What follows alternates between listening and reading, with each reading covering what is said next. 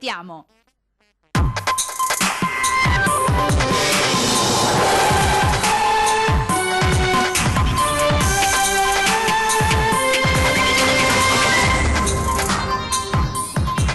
Grandi navi, l'assessore regionale Marcato risponde duramente al pentastellato Berti dopo le sue dichiarazioni su Marghera sull'argomento editoriale del direttore Luigi Baccialli.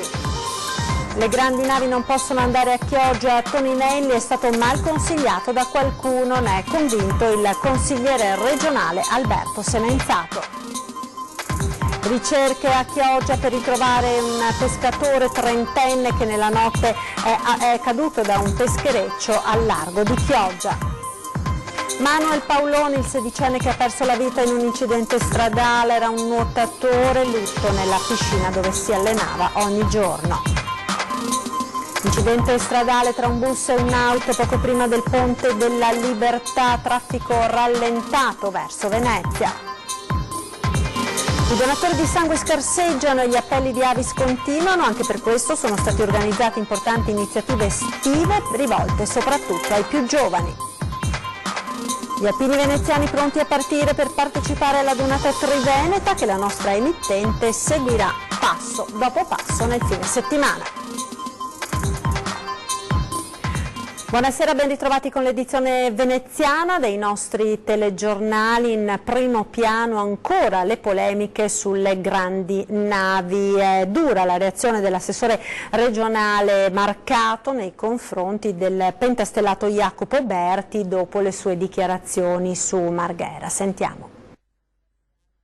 La politica non si accorda sulla questione del passaggio delle grandi navi. Acceso dibattito con duri scambi d'accuse anche tra Movimento 5 Stelle con Jacopo Berti, che ha definito la zona di Marghera interessata una Chernobyl d'Italia, e l'assessore regionale leghista Roberto Marcato. Sentire un rappresentante delle istituzioni, un consigliere regionale pagato dai veneti, affermare che Porto Marghera è una Chernobyl, evocando ovviamente situazioni drammatiche che hanno visto nelle radiazioni nucleari portatori di morte, ecco, paragonare Porto Marghera a questo è assolutamente da irresponsabili, e voglio essere molto elegante nell'usare questo termine, perché immaginate voi se questa definizione dovesse finire nei canali di comunicazione del web e finire oltre regione e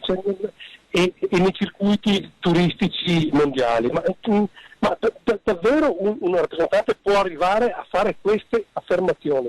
A questo punto Marcato si chiede se il Movimento 5 Stelle abbia qualcosa contro la nostra regione. Tutti stiamo lavorando con le sezioni in categoria per rilanciare quest'area che è strategica per il Veneto e per l'Italia, strategica, perché da un punto di vista logistico quest'area non ha eguali al mondo, Ecco, stiamo tutti lavorando per rilanciare, dare una prospettiva diversa a Porto Marghera, e questi qua se ne escono con queste definizioni, no? La Chernobyl, tra l'altro Porto Marghera vuol dire Venezia. Immaginate voi che cosa, io se fossi la sezione di categoria chiederei i danni a una persona che fa queste definizioni in questi ruoli. La domanda che sorge spontanea è: che problemi hanno il Movimento 5 Stelle contro il Veneto? E io vorrei sapere che problemi hanno, perché volevano metterci i bastoni fra le ruote nella pedemontana, hanno bloccato la TAV, adesso con le grandi navi, cioè io voglio capire che problemi hanno contro il Veneto. E continuiamo a parlare delle grandi navi con l'editoriale del nostro direttore Luigi Baccialli. È in arrivo a Venezia l'ineffabile ministro per le infrastrutture Danilo Toninelli. Prenderà il volo e farà un sopralluogo sopra Marghera per capire se l'ipotesi di uno scalo delle navi crociera proprio al petrolchimico in quella zona lì sia una follia o meno. Lui, come dire, è nato imparato, sa tutto più di tutti, e infatti sa anche che c'è un tunnel sotto il Brennero già attivo che sarà pronto nel 2025, per cui voglio dire non c'è molto da fidarsi di questo ministro piuttosto stravagante. Farà questo sopralluogo, il bello è che lo fa da solo, cioè prima fa il sopralluogo aereo, poi va invece a piedi a visitare queste zone, passerà anche per la marittima, ammesso che la trovi, e dirà la sua. Il bello è che viene da solo, incontra solo gli uomini della Capitaneria di Porto e non incontra né il sindaco Brugnaro né il presidente Zaia né le altre istituzioni veneziane, gli assessori, e questo è credo un po' uno sgarbo, no? Per un ministro che arriva così all'improvviso, dal nulla, senza sapere nemmeno dove sia e che cosa sia davvero il Veneto e Venezia, arriva e dice la sua, lui dà lezioni e deciderà lui dove portare le grandi navi. Il bello è che si aspettano tutti che decida, il problema è che Toninelli in genere rinvia le decisioni e questo l'ha già fatto capire perché ha ipotizzato che le grandi navi possono arrivare in un fantomatico porto a Chioggia, non si capisce dove si possa costruire questo porto, e l'altra ipotesi che invece era stata fatta anni fa era quella di San Nicolò al Lido, dove invece c'era già pronto un progetto. Sta di fatto che siamo ancora in alto mare, le navi continuano ad arrivare, continueranno ad arrivare tra l'altro attraversando il canale della Giudecca, quindi con il rischio che ci possano essere altre avarie, altri incidenti, e addirittura c'è Jacopo Berti che l'altra sera a Ringa ha detto ma Marghera è come Fukushima, potrebbe essere come Fukushima, dove peraltro c'è una centrale nucleare che a Marghera non esiste, ma intendeva è una zona talmente inquinata che se arriva una nave dovrebbe esserci qualche disastro, sarebbe ancora peggio e la laguna sarebbe disastrata. D'altra parte le soluzioni erano state già individuate, ce n'erano già 2 o 3 in campo, nessuno poi decide, si aspetta sempre un comitatone, adesso si scarica giustamente la colpa a Toninelli, ma finora non è che siano state prese decisioni dalle giunte comunali precedenti, dai governi precedenti, sono venuti tutti a fare le loro passerelle e a dire quattro cavolate e poi se ne sono andati e le navi continuano ad arrivare. Quindi l'importante insomma è che qualcuno in questo paese in cui ormai lo sport nazionale è rinviare alle calende greche, rinviare, lo si è fatto con il Mose, lo si sta facendo con le grandi navi, lo si sta facendo con l'autonomia, no? Slitta sempre tutto, va tutto in cavalleria e le soluzioni restano così sulla carta. Quindi l'importante è che qualcuno per un qualche miracoloso evento a un certo punto abbia una folgorazione e dica le si fa qui, le si fa arrivare qui, offshore, inshore, a Marghera, alla marittima. Decidete, prendete una decisione. Toninelli prende una decisione dopo aver dato a tutti lezioni.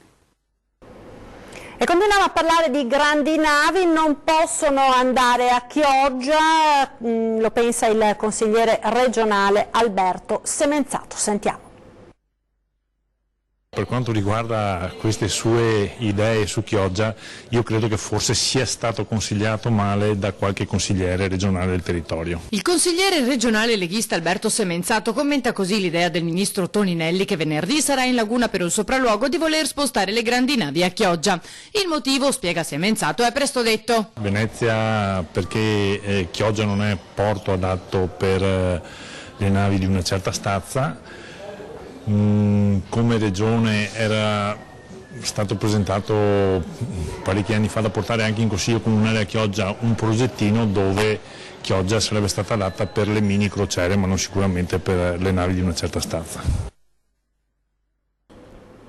Torniamo a parlare del dramma di Manuel Paolon, morto ieri mattina a solo 16 anni, lutto anche nella piscina dove il giovane si allenava.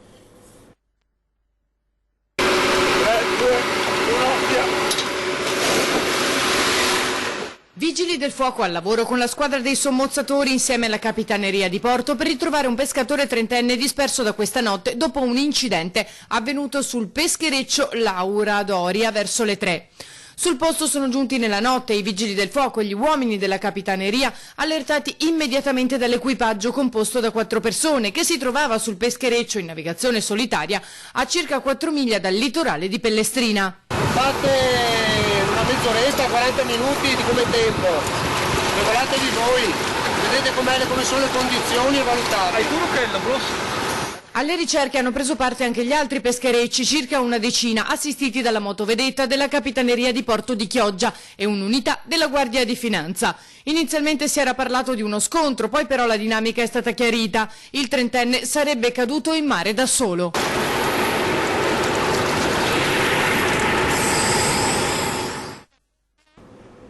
Questo era il servizio relativo alle ricerche che sono in corso al largo di Chioggia alla ricerca del pescatore trentenne caduto in mare durante la notte. Vediamo ora il servizio relativo al dramma di Manuel Paulone, il sedicenne che ha perso la vita ieri in un incidente in moto. Quante bracciate ha fatto in questa piscina, Manuel? Oddio, tante. In media nuotavamo dai 5 km, 6 km al giorno, per cui tante, ma sicuramente più sorrisi che bracciate, quindi sono innamorato di questo sport. Il nuoto era la sua vita e questa piscina un po' la sua seconda casa.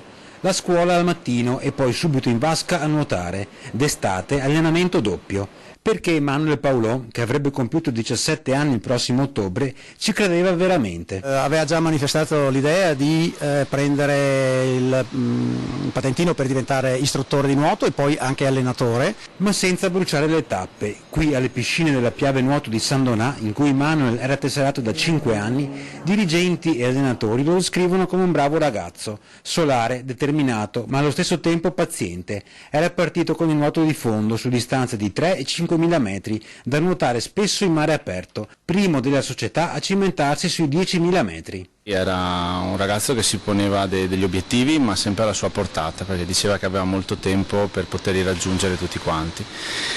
E aveva cominciato a raggiungere gli obiettivi dei campionati regionali, lui come sogno dei campionati italiani, e mi diceva sempre che per poi arrivare lì doveva passare a livello regionale. E c'era riuscito Manuel a qualificarsi per le regionali del prossimo luglio. Tutto andava secondo i piani, fino a ieri, quando, di ritorno proprio da un allenamento, i suoi sogni si sono infranti per sempre contro questo muretto. Tornava a casa Manuel con la sua nuova moto, fresco della patente ottenuta solamente venerdì scorso, ma qualcosa è andato storto ed in un attimo tutto è finito.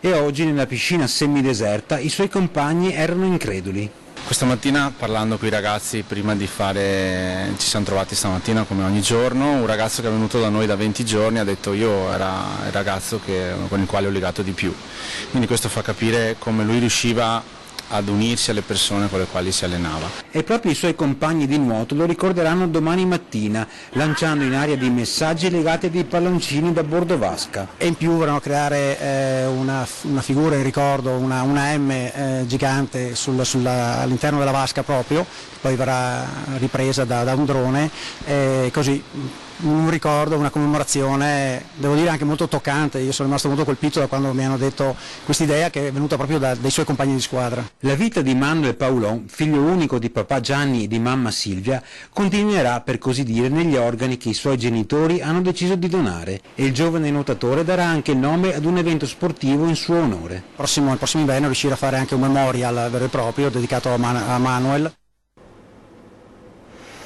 Ed ora ci fermiamo per qualche istante di pubblicità, restate con noi, a tra poco.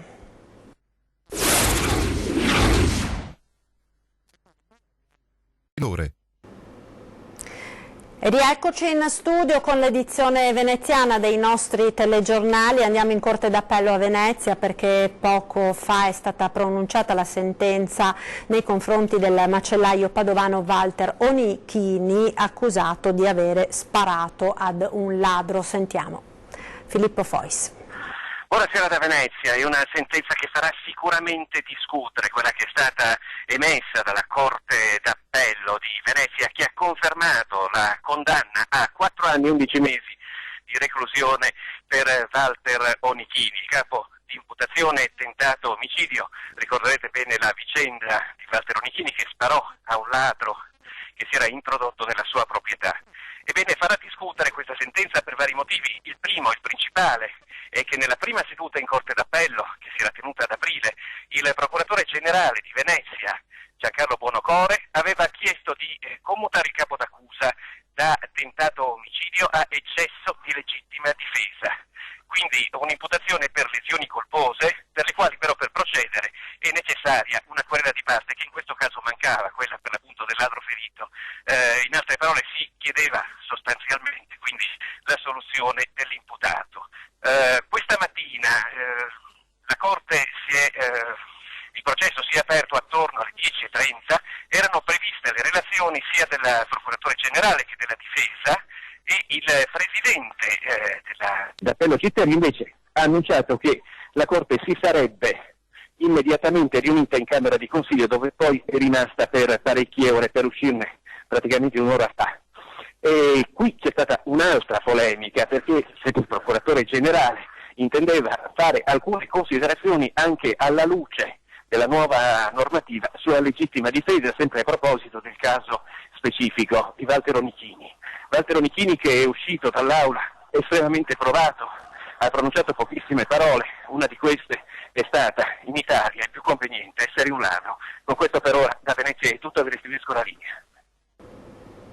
Ed ora sentiamo su questo caso le interviste raccolte proprio poco fa in Corte d'Appello da Filippo Fois, ai protagonisti di questa vicenda. Te lo aspettavi? Che cosa hai pensato in tutte queste ore? Sicuramente non me l'aspettavo e penso sia una cosa a dir poco vergognosa. Basta. Noi eravamo convinti che ci fossero tutti gli elementi per ritenere non colpevole il signor Onichini, anche alla luce della precedente formulazione della legittima difesa, anche sotto l'aspetto putativo. Vediamo che cosa scrivono. Adesso è difficile fare un commento, c'è la delusione per una decisione che ha in pieno confermato la sentenza di primo grado, che abbiamo giudicato, ma non solo io della difesa, anche la Procura Generale, non corretta. È del tutto fisiologico che si possa dissentire dall'opinione del Procuratore Generale, vi è più una materia così delicata, così in parte anche oggetto di innovazione legislativa recente.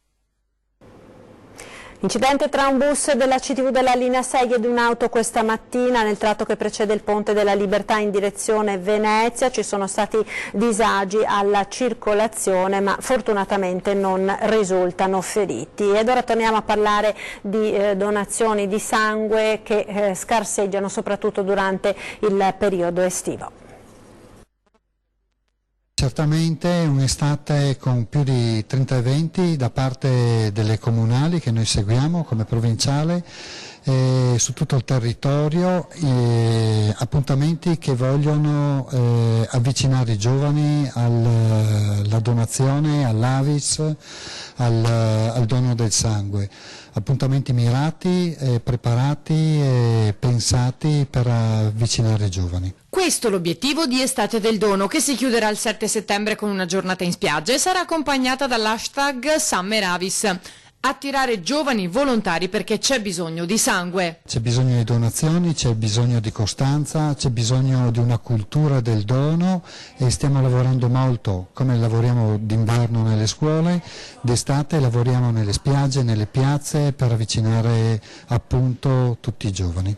In che modo vi aspettate di ottenere una risposta positiva? Ma festa, allegria, dare un taglio, una visione di Avis per quello che è realmente, cioè vita. Il trend dei donatori sta cambiando nel tempo. Abbiamo un'alta percentuale di under 35 che comunque sono vicini al dono, più di 500 stranieri che si sono avvicinati al mondo Avis e per noi è importante perché è un bacino interessante e la forza femminile che non dobbiamo dimenticare, che sta dando molto di più di quello che danno i maschietti. L'appello di Avis si rivolge in particolare a determinati donatori. I più gettonati sono gli 0, positivi e negativi, sono gli A, perché gestiti anche per coprire più esigenze. C'è bisogno di sangue, c'è bisogno di plasma, c'è bisogno di esserci prima di tutto. Ai giovani e alle nuove famiglie chiedo di venire a vedere, di venire a conoscerci, di venire a capire qual è la reale necessità che ci fa muovere, ci fa andare nelle piazze continuamente, d'estate, d'inverno, che ci fa andare nelle scuole. Ed ora il raduno triveneto delle penne nere, alpini veneziani pronti a partire. Siamo numerosi, molto di più che non a Milano, perché come al solito quando le adunate sono un po' distanti gli alpini fanno un po' fatica a muoversi. Questa volta saremo 2 pullman ben frequentati e soprattutto perché andiamo a Tolmezzo, dove molti di noi hanno fatto il militare, quindi si troveranno a rimpatriare un po' le loro memorie. Dovremmo essere 2 pullman, vengono da tutti i gruppi della provincia, da San Michele Tagliamento fino a Cavardere, saremo presenti moltissimi. Le penne nere veneziane pronte per un'altra adunata, il raduno triveneto a Tolmezzo che la nostra emittente seguirà in diretta, raccontando nell'attesa i preparativi, le emozioni, i ricordi. Io a Tolmezzo ci sono stato 2 giorni perché quando ho avuto la nomina per andare a fare il mio servizio di prima nomina su all'11°, mi sono presentato al comando di battaglione e sono stati gli unici 2 giorni che ho passato lì, poi per il resto li ho passati in Carnia come tanti altri miei concittadini qua di Mestre, di Venezia eccetera, che hanno fatto il militare su. Questa volta i veneziani non avranno un motto da portare con loro. Non avevo pensato a motti stavolta. Il motto della adunata era quello legato al centenario. Abbiamo scritto 100 anni a non sentirli, continuiamo così. Questo qui potremmo adottarlo anche per questa occasione. In occasione del raduno triveneto ci saranno 2 grandi novità. Oltre alla diretta della sfilata domenica a partire dalle 9:30 sulla nostra emittente, venerdì e sabato sera ci saranno 2 puntate speciali di Ring, con ospiti, servizi e collegamenti in diretta da Tolmezzo, per seguire le emozioni del fine settimana di festa e ritrovo. L'omaggio all'ossario e i frammenti di storia del Museo della Grande Guerra, ma anche tanti reportage dai luoghi in cui si combatté. E torneremo a parlare anche di grandi navi questa sera subito dopo i TG a 20:10 con Jacopo Berti del Movimento 5 Stelle. È tutto per questa edizione, grazie per essere stati con noi, vi lascio alle previsioni del tempo con il meteo.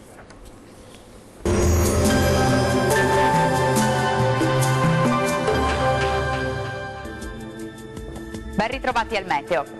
Alta pressione sull'Italia, sarà dunque un giovedì soleggiato e caldo sulle nostre regioni, ma vediamo il dettaglio del 13 giugno. Sul Veneto sarà una bellissima giornata di sole su tutti i settori e il cielo si presenterà sereno o al massimo con presenza di poche nubi a carattere sparso. Temperature minime tra 16 e 22 gradi, massime comprese invece tra 27 e 31 gradi. Stessa situazione meteorologica anche per il Friuli Venezia Giulia, anche in questo caso infatti sarà soleggiato con cielo al massimo poco nuvoloso su tutte le province, non sono attese precipitazioni particolarmente degne di nota. Temperature minime tra 19 e 22 gradi, massime oscillanti tra i 26 e i 30 gradi. Raggiungiamo infine il Trentino Alto Adige, dove sarà soleggiato su tutti i settori, il cielo sarà sereno e sgombro da nubi dappertutto. Temperature minime tra 17 e 18 gradi, massime tra 29 e 30 gradi. Dal meteo di Antenna 3 per ora è tutto, arrivederci.